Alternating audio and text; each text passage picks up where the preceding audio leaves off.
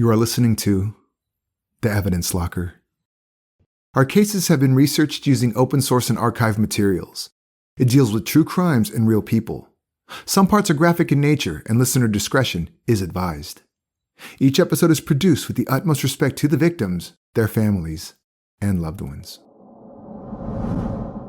In the pre-dawn hours of June 20th, 1994, the house at 65 Every Street was shrouded in darkness.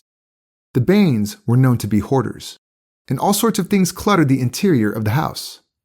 A mattress laid on top of a heap of clothes, soft toys, boxes, books, a bulging beanbag. Some items spilled over into the yard, all the way up to the caravan where the patriarch of the family slept. It looked more like a scrapyard than a family home. At precisely 9 minutes past 7, South Dunedin Emergency Services received a chilling call from the eldest of 4 children, 22-year-old David Bain. This can help you. No, they're all dead. What's the matter? They're all dead. I came home and they're all dead. Whereabouts are you? Every street. Oh, Every Street. 65 Every Street. They're all dead. Who's all dead? My family, they're all dead. Hurry up. It's okay. Every Street. It runs off Somerville Street. Yes. What number are you calling from? 454. 2527. 454 2527. 2527. And your last name? Bain. Bain. Okay. We're on our way. Okay, Mr. Bain? Yeah, we'll be there very shortly. David's mother Margaret, his sisters Arawa and Lanyet, and his brother Stephen had all been shot dead in their beds. Their father, Robin Bain's lifeless body, was in the living room near the front door, with a gunshot wound to the head. Next to Robin's body, lying on the carpet, was David's .22 caliber rifle with a silencer. What atrocity took place inside the Bain family home on this icy cold Dunedin morning?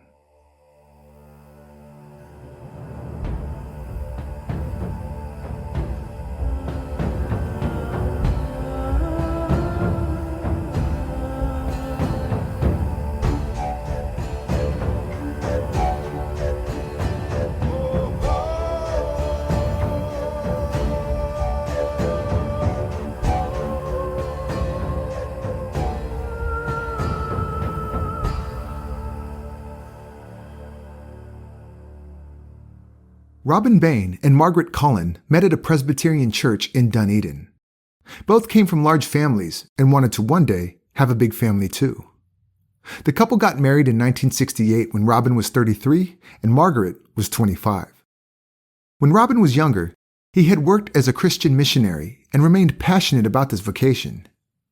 He trained as a teacher, and together with Margaret, also a teacher, they decided to move to Papua New Guinea to work as educators and missionaries. Their son David was 2 years old when they left New Zealand in 1974. The Cullen Bain family lived in Gollum, New Britain, which is an island off the main island of Papua New Guinea. On the small, sparsely developed Pacific island are many tribes with different languages and customs. It is arguably one of the most daring spots on the planet for missionaries to go. While Robin worked at the Teachers Training College, Margaret studied anthropology. She immersed herself into the customs and culture of the native people of Papua New Guinea. While living in Gollum, the couple had 2 daughters. Arawa was born in 1975, and Lanyet came a year later. The family embraced the local lifestyle, and the Bain children grew up in a home that was full of traditional artifacts and elements. After living in the rural Gollum for 6 years, they relocated to the capital city of Port Moresby. Robin worked at a school within a compound, offering short refresher courses for adults. The family also lived inside the compound. Their home was always known to be chaotic, and the family lived a free-spirited lifestyle. Neighbors and friends from this time described Margaret as friendly and fun, always laughing. Robin was earnest and slightly more reserved than his wife. The family was considered to be odd, as the mother didn't lift a finger around the house, and the kids habitually ran around naked. The youngest son, Stephen, was born in Port Moresby in 1980. It was common knowledge within the family that Robin had wanted another child, not Margaret. Either way, family life carried on in the usual feral fashion. It reached a point that Margaret was concerned about the well-being of her family, as more and more comments were made about the way they lived. She approached a psychologist, who assessed each member of the family. About the eldest son, David, she said, "He looked at you in an odd way, without expression." And about the father, Robin, her report said, "There wasn't an ounce of emotion in him. He was completely disempowered." People who knew the family felt that even though she was a couple of years younger than her husband, Margaret was the dominant partner in the marriage. Robin was dedicated to his family and often went along with whatever made his wife happy. We'll take a quick break for a word from our sponsors, BetterHelp. To say that this year has been a roller coaster would be an understatement. There was so much uncertainty and frustration sometimes, it all just gets too much. I reached out to BetterHelp and was matched with my very own therapist. We started communicating in less than 48 hours. It's not a crisis line, it's not self-help. What it is professional counseling done securely and privately online. Best of all, it is available to all of our listeners worldwide. There is a broad range of expertise in BetterHelp's counselor network, which may not be locally available in many areas. BetterHelp is committed to facilitating great therapeutic matches so they make it easy and free to charge counselors if needed. In fact, so many people have been using BetterHelp that they are recruiting additional counselors in all 50 states.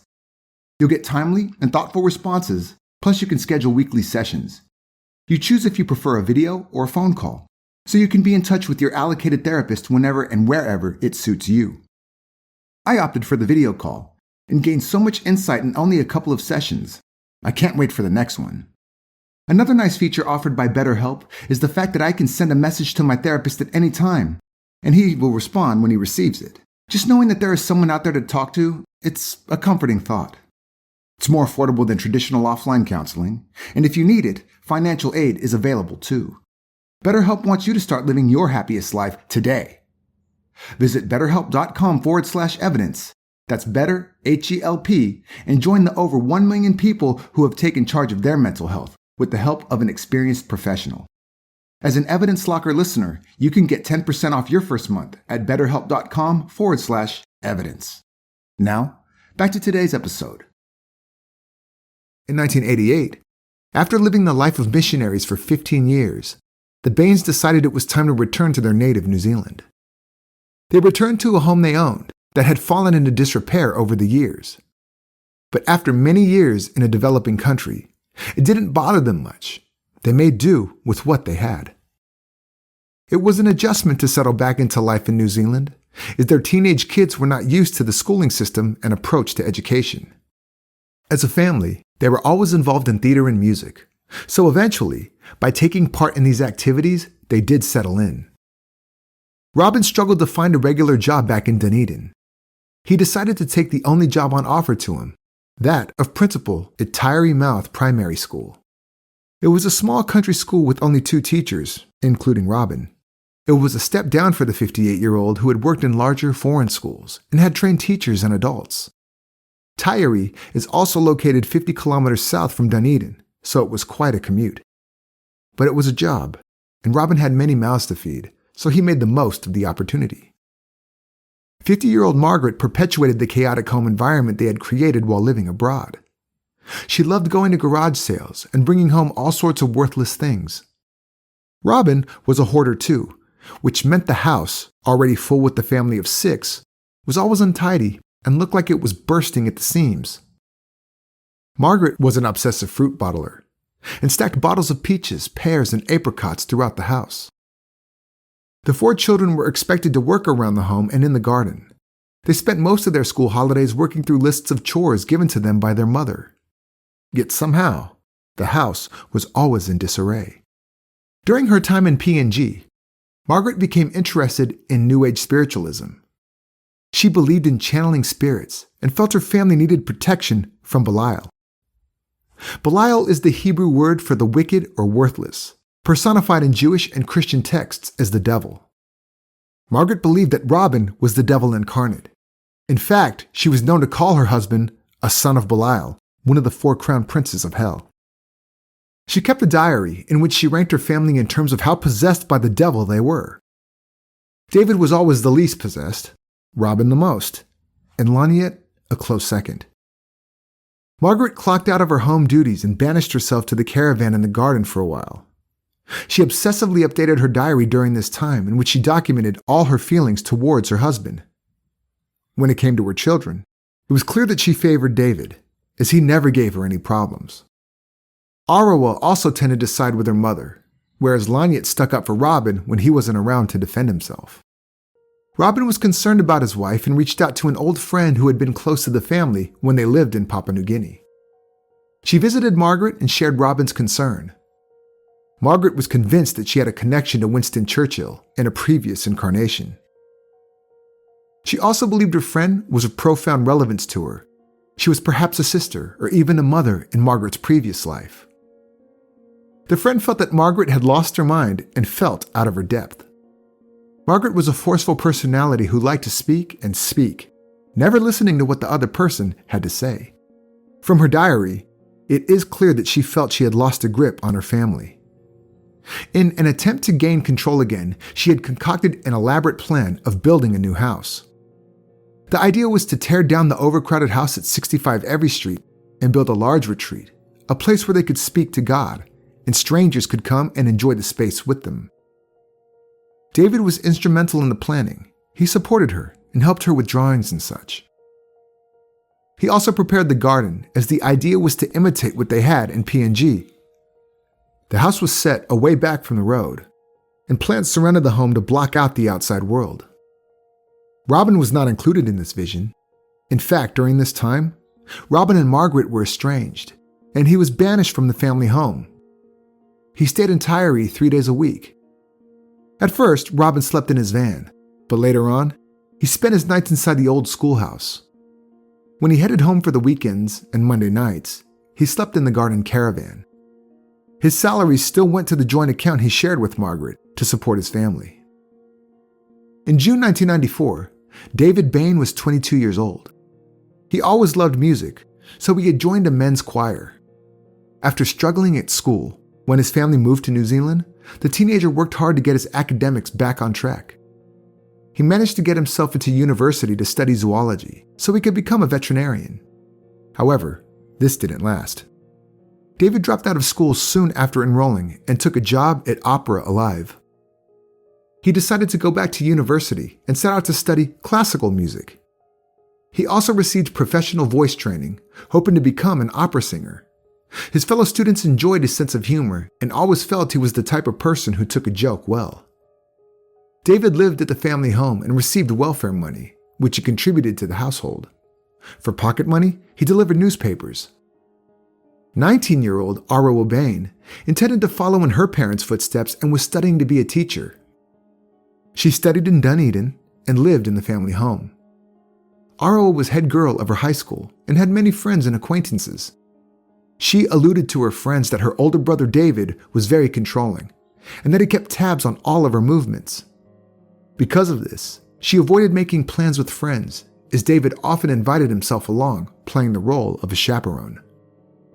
Arawa also mentioned that she was uneasy about David owning a gun and told a friend that he sometimes threatened his family members, saying that he'd shoot them. In the winter of 1994, Laniet was 18 years old. She was the only Bain child who did not reside at 65 Every Street. She worked as an escort part-time, something she didn't want her parents to know. She lived in a flat in Russell Street and at times lived with her father in the schoolhouse at Tyree. In June, Laniet also worked at the museum cafe and was hoping to straighten her life out. 14-year-old Stephen was still at school and did not seem to be overly involved in either of the two camps that had formed in his family. Because he was the youngest, Margaret kept him close to her. He craved approval from his father, but Robin had been sidelined by Margaret. David stepped in as a father figure to all the children, but this only caused more friction in the family. The Bain family home reflected the state of affairs, as Margaret and Robin kept adding to the clutter by bringing home useless stuff. Heaps of collectibles and rubbish littered the inside of the family home and flowed out onto the entire property. Items were strewn along the path to where the caravan was. School friends of all the Bain kids said that the Bain family was a pretty strange bunch. It wasn't a happy and welcoming home, but rather an erratic and chaotic place. On Saturday, June 18, 1994, Robin, David, and Stephen were seen on the side of the house doing repairs. A neighbor said there didn't seem to be too much conversation going back and forth, but other than that, everything appeared to be as expected. The next day, Robin and his sons went to St. Kilda Beach to take part in the Polar Plunge, an annual winter swimming event. After the Polar Plunge, David went to a theater rehearsal, Robin attended a seminar about genealogy, and Stephen went home. Laniet came home for Sunday night, and the Bains were all under one roof again. Laniet had told friends that they were having a family meeting and that she wanted to set things straight with her family. Margaret cooked fish in the microwave, and David and Laniet went to a takeout spot close by to buy some fries. They watched a nature program together, but then Margaret and Robin wanted to change it to a thriller. David told his dad he wanted to use the chainsaw in the garden the following day, and Robin had said no. It was typical for them to clash over things like that. David worked in the garden, then Robin would interfere. It was a power struggle between a father and his grown son that didn't need much provocation. Leaving his parents and siblings to watch the thriller on TV, David decided to turn in early. He went to his room around 8:30 as he had an early start the next day. Around 11:30, a car left home and drove to the nearest ATM to deposit money into the credit card account. This wasn't unusual behavior in the thrifty Bain household. Either Robin or Margaret would routinely dash out before midnight to make a payment, to avoid extra charges and interest. But who it was who made the payment that night isn't clear. On the cold midwinter's Monday morning of June 20th, 1994, David woke up and left home with his dog at 5:45 to do his usual paper route. He ran most of the way like he usually did and kept an eye on the time. At 6:42, David was back home. When he returned, he noticed the light in his mother's room was on, but didn't think it was odd as she usually woke up around 6:30. He went to his bedroom, kicked off his shoes, hung up the newspaper bag, and threw his Walkman on the bed. Then, he headed downstairs to the laundry. A description to understand the layout of the home would perhaps be helpful. From the front door hallway, there was a lounge to the right and David's room to the left. Straight ahead was a staircase that headed down. Behind the stairs, to the right, is where Margaret and Stephen's rooms laid. Laniet's room was also on the first floor, behind the stairwell to the left. Arawa's room was downstairs, where the kitchen, bathroom, and laundry were as well. One could enter the house either from the front door at the top or a side door on the lower level. When David had made his way to the laundry, he washed his hands, as they were dirty from the black ink from the newspapers. He then loaded the washing machine with an assortment of his own clothes, including a red jumper he had worn on his paper route for a week, as well as clothing from the washing basket, and he started a wash cycle. Then David went back to his room where he noticed his rifle's trigger lock and some bullets on the floor. His first instinct was to run to his mother's room.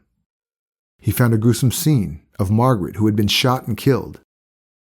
He became aware of a gurgling sound and rushed to Laniet's room where she was on the brink of death. David ran to go and find his father in the caravan, but on his way to the front door, he found his dad, also dead, on the living room floor. He noticed the computer was on in the nook and read one sentence. "Sorry, you were the only one who deserved to stay." David realized his dad had killed the family and then ended his own life.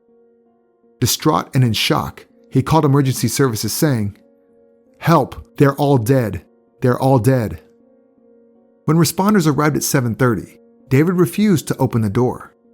Officers were cautious as they didn't know what the situation was. If David was the gunman, there was a chance he would shoot at them too. They broke down the front door and found a catatonic David sitting on the floor in his bedroom. David pointed to the living room, where officers found Robin Bain's body with a .22 rifle with its silencer next to it. In the magazine were 2 live rounds left. A second magazine was on the floor, right next to Robin's right hand, containing 3 new rounds. They made their way through the house where they found Margaret. She was shot in the head, lying in her bed, possibly while she was still asleep. Lanyet was also still in bed, and Arbaba was shot kneeling down, as if she was pleading for her life before the assailant shot her in the head. At first, officers did not realize that the alcove behind a curtain in Margaret's room was another bedroom, so Stephen's body was not discovered until quite a bit later. The 14-year-old's body was found on the floor, and it was clear that he had put up a struggle. From the onset, investigators felt that there was only one killer, and if it wasn't Robin Bain, the only other suspect could be his son, David. In family murders like this one, police look at the father first. In this case, the murder weapon was found next to the father's body, so it was an obvious starting point. Did Robin Bain snap and decide to end his family's lives? If Robin was the killer, police had to construct a sequence of events on the morning of the murders. Robin's alarm clock was set for 6:30 a.m. and had been switched off, indicating that he woke up at his usual time. Some bullet shells were found in Robin's caravan. He was also reading an Agatha Christie book with the story, Death Comes as the End, a story set in ancient Egypt about the eldest son who kills his entire family. After waking up on the morning of the killings, Robin then entered through the back door after David had left on his paper run, went to David's room where he took his rifle and found the spare key in a jar on a desk to unlock the trigger lock. Robin then put on David's opera gloves and walked through the house, killing one family member after the other.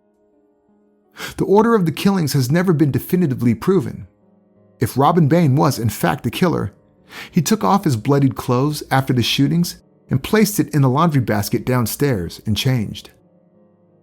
Then he went into the darkness of the living room, switched on the family computer and typed his final message, apologizing to David. Then, without switching on the lights, he placed the shotgun on the floor, pointing up to his face. Although he was right-handed, Robin then placed his left temple on the end of the barrel, steadying it with his right hand before pulling the trigger with his left. Investigators had to consider Robin's state of mind at the time of the killings. A fellow principal of a school near Tyre, Kevin McKenzie, became concerned about Robin Bain early in 1994. He felt that Robin was depressed and that he was not fit to teach. To support him, Kevin arranged a workshop about work-related stress. Robin used to be enthusiastic about his job, but didn't seem to care as much as before. He had applied for other jobs, but never got any interviews, and it was all very discouraging. By all accounts, Robin Bain's life was in turmoil. He did not have his admin sorted, his office van and caravan were messy, and people recalled his poor personal hygiene. But was he in such a bad way that he had decided to take his own life and take his family into eternity with him? That is, all but one member of his family. It was perhaps a plausible version of events, but so many things did not make sense. Investigators could not exclude the possibility that Robin was a victim too, and that the actual killer was David.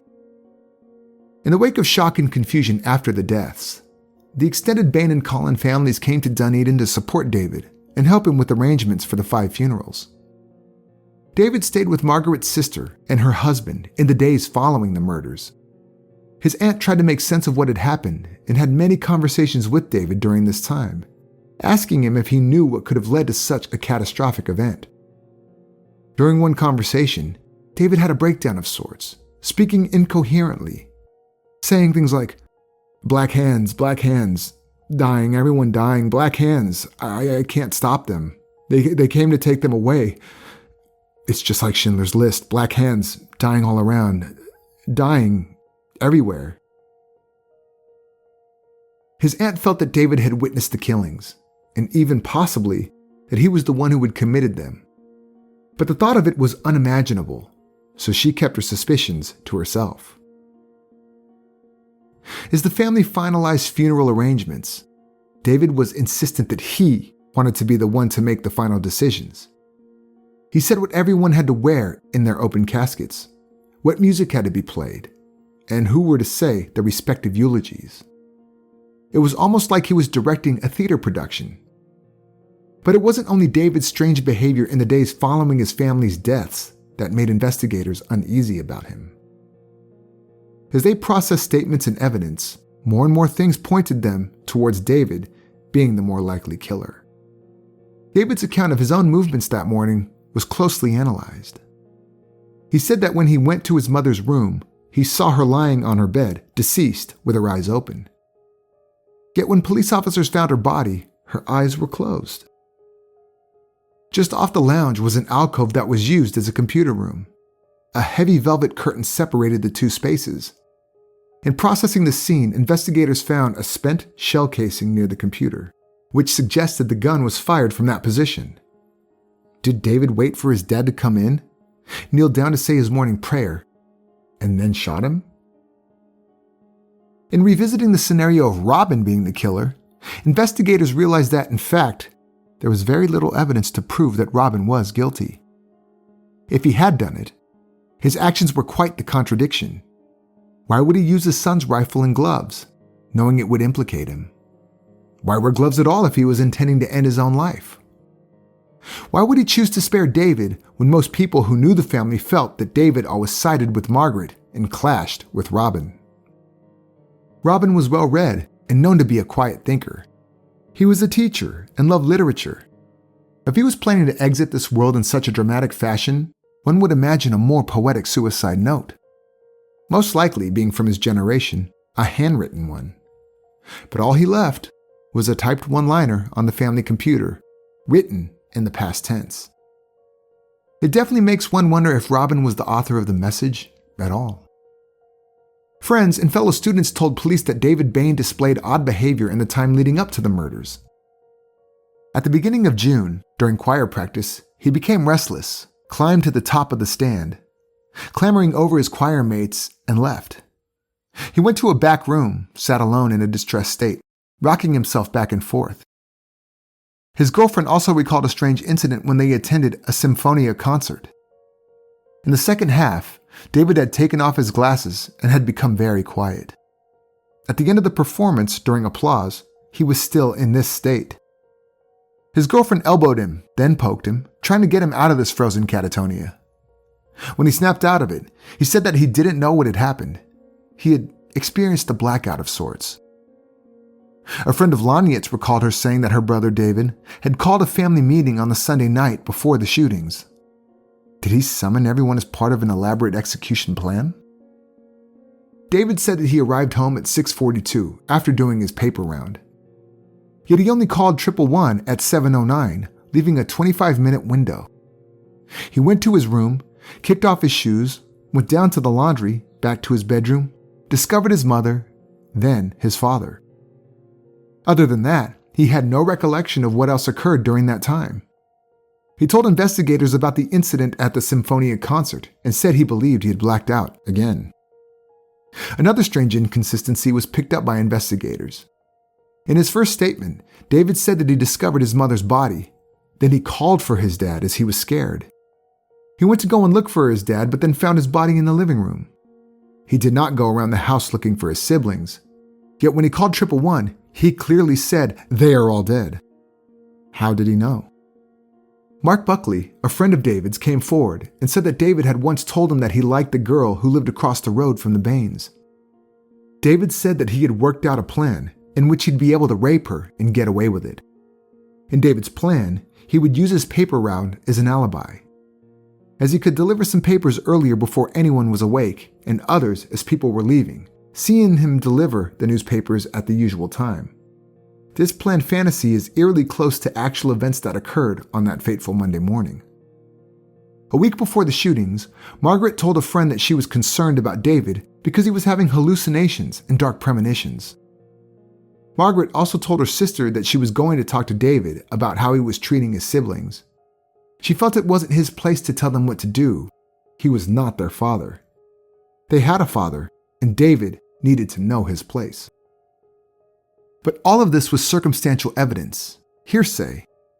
Investigators knew that they needed physical evidence if they wanted to arrest David Bain, and it wasn't too hard to find. 4 of David's fingerprints were found on the murder weapon, David's own Winchester semi-automatic .22 caliber rifle. There was also a palm print made by Stephen on the silencer, as he probably tried to push the gun away. When David was found by police, he had no blood on his hands. There was also no blood on the phone he used to call emergency services. By his own admission, he had washed his hands in the laundry. But it wasn't only black ink from the newspapers on his hands. In the laundry, there were blood smears on the washing machine, as well as the laundry detergent box.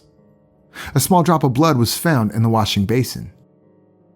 A green sweater that was washed by David that morning matched fibers found under Stephen's nails. At first, David said the sweater was Arawa's, but later changed his story and said it was Robin's. The same sweater rubbed against door frames in the house, making blood smears. David had injuries on his forehead and a scrape on his knee. His knuckles were reddened, and he had scrape marks on his chest. He could not explain these injuries. Police concluded that it was most likely from the struggle with Stephen. What strengthened this theory was that on the clothes David was wearing when police arrived, they found specks of Stephen's blood. David's bloodied opera gloves, as well as a lens from eyeglasses, were found in Stephen's room. In David's bedroom was a pair of glasses, missing one lens. Droplets of blood were also found on the top of David's socks. 5 bloodied sock footprints were found in Margaret's room. Then the track led into Lanyet's room and backed out again. The footprint evidence became very significant in the case. We will explore the details a bit later. 4 days after the family shooting at 65 Evie Street, police arrested David Bain. During the first days in custody, he had various fits and blackouts. Police felt he was faking them. When an officer who knew David, as he was friends with his son, told him to cut it out, the fits stopped. David maintained his innocence. He felt victimized and angry, as can be seen in his recollection of his first days in prison. There was a mattress on the floor, a bucket in the corner, 2 blankets, and a steel-reinforced door. After all I had been through in the week trying to reconcile myself to what had happened, all I could do was cry myself to sleep. After a very restless night, I tried desperately to get somebody to let me go to my family's funeral. But between the insistence of police and my relatives' reluctance, I was not allowed to attend. Another shattering blow to this day. I feel the pain of being denied the basic right of saying goodbye to my family. On the 5th of July, 1994, 2 weeks after the murders, on the instruction of the trustees of the Bain Family Trust, and with the consent of David Bain, the home at 65 Evie Street was burnt down by New Zealand Fire Service. David Bain's trial started on the 8th of May, 1995, and 60 witnesses were called to testify. The whole country looked on, hoping to learn more about what took place inside the Bain home on that cold winter's morning the year before. David wore sweaters knitted by his mother when she was still alive to court. They were colorful and outrageous and became a symbol of the case. David testified in his own defense and said that he loved his family and that they were all very close. He painted a different picture of the dysfunctional family that people had learned about and stated that he respected and loved his father. The prosecution described David Bain as a disturbed young man who had displayed unusual behavior. The only other possible perpetrator in the prosecution's view could have been Robin Bain. But based on an expert pathologist's evidence, he was ruled out as a suspect. Firstly, there was no blood on Robin's shoes or socks. His fingerprints were not on the rifle. He was right-handed, and the fatal bullet wound was to his right temple, which is unusual. The Crown's case stated that on the day of the murders, David Bain woke up at 5 a.m. and got dressed for the day. He took his .22 caliber Winchester semi-automatic rifle from a wardrobe in his room. He unlocked the trigger lock with a spare key that was kept in a jar on his desk. His key was usually on a string around his neck, but partaking in a polar plunge, he had left it in the pocket of his anorak, which he left in his dad's van.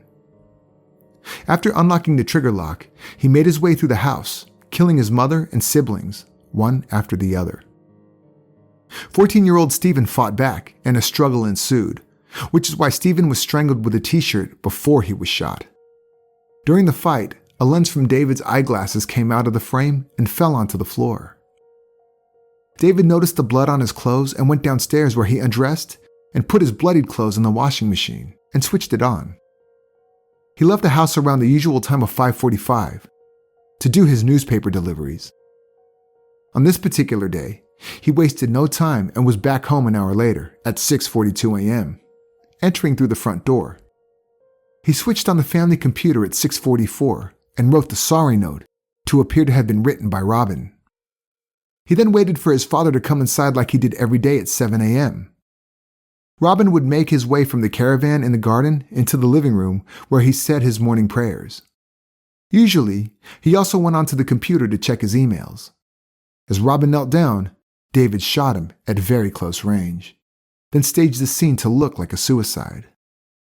After preparing for his next actions, in the 25-minute window, David called emergency services and reported the killings, feigning extreme distress. The prosecution also questioned the fact that David said he had heard Lanyet's gurgling sounds.